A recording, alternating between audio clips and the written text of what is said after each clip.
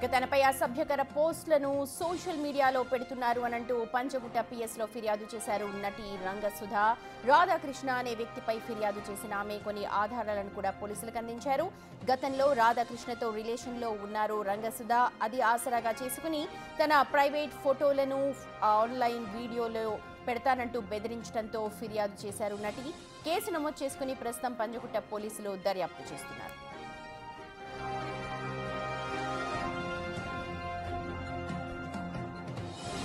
మా ప్రతినిధి సాగర్ ఉన్నారు అప్డేట్స్ అందించడానికి. సాగర్, పంచగుట్ట పోలీసులకి కొన్ని ఆధారాలు కూడా ఇచ్చారు రంగసుధ అంటూ ఉన్నారు, డీటెయిల్స్ ఒకసారి చెప్పండి.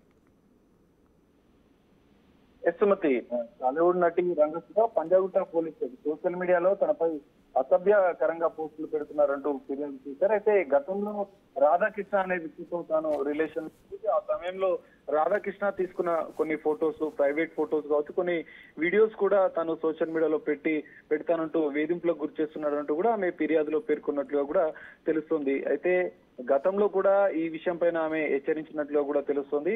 రాధాకృష్ణ ట్విట్టర్ వేదికగా కొన్ని పోస్టులు పెడుతూ తన సోషల్ మీడియా ద్వారా ఇతరుల ద్వారా కూడా వాటిని సోషల్ మీడియాలో వైరల్ చేస్తున్నట్లుగా కూడా రంగసుధ ఫిర్యాదులో పేర్కొంది. సో ఆయన సోషల్ మీడియా అకౌంట్స్ ద్వారా వీటిని ప్రచారం చేస్తున్నట్లుగా కూడా ఆమె ఫిర్యాదులో పేర్కొంది. దానికి సంబంధించినటువంటి కొన్ని ఆధారాలను కూడా, ఎందుకంటే రాధాకృష్ణ ఇదివరకు కూడా ఇదే తరహాలో సోషల్ మీడియాలో పెడతానంటూ కూడా బ్లాక్ మెయిల్ చేసిన నేపథ్యంలో ఆమె గతంలో హెచ్చరించింది.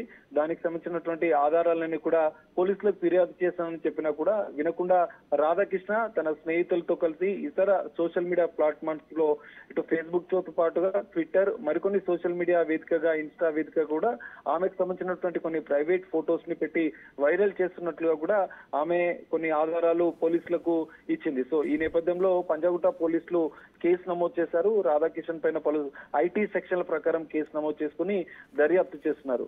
సో రాధాకృష్ణ ప్రస్తుతం ఎక్కడ ఉన్నాడు? పోలీసుల కోణంలో దర్యాప్తు ఎంత వరకు వచ్చింది? ఏం చెప్తున్నారు?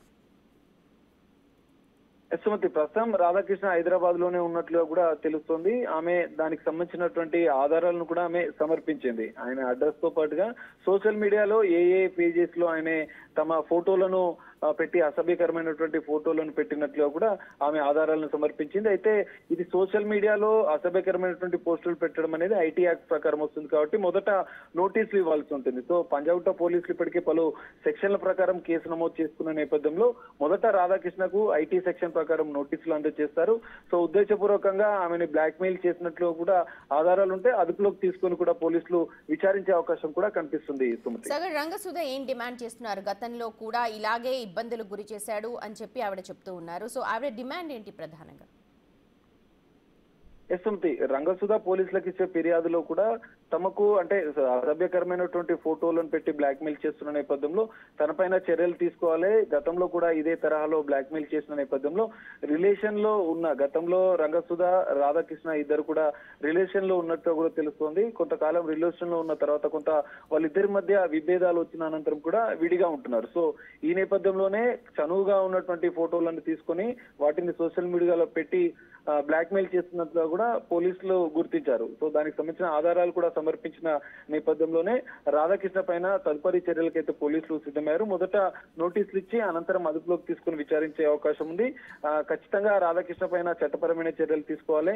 వారికి సహకరిస్తున్నటువంటి వారు కూడా, ఎందుకంటే సోషల్ మీడియా వివిధ హ్యాండిల్స్ లో కూడా ఈ అసభ్యకరమైన పోస్టులు పెడుతున్న నేపథ్యంలో ఇంకెవరైనా సహకరిస్తున్నారా, వారిపైన కూడా చర్యలు తీసుకోవాలని చెప్పి కూడా ఇటు రంగసుధ డిమాండ్ చేస్తున్న పరిస్థితి కనిపిస్తుంది. Thank you so much Sagar.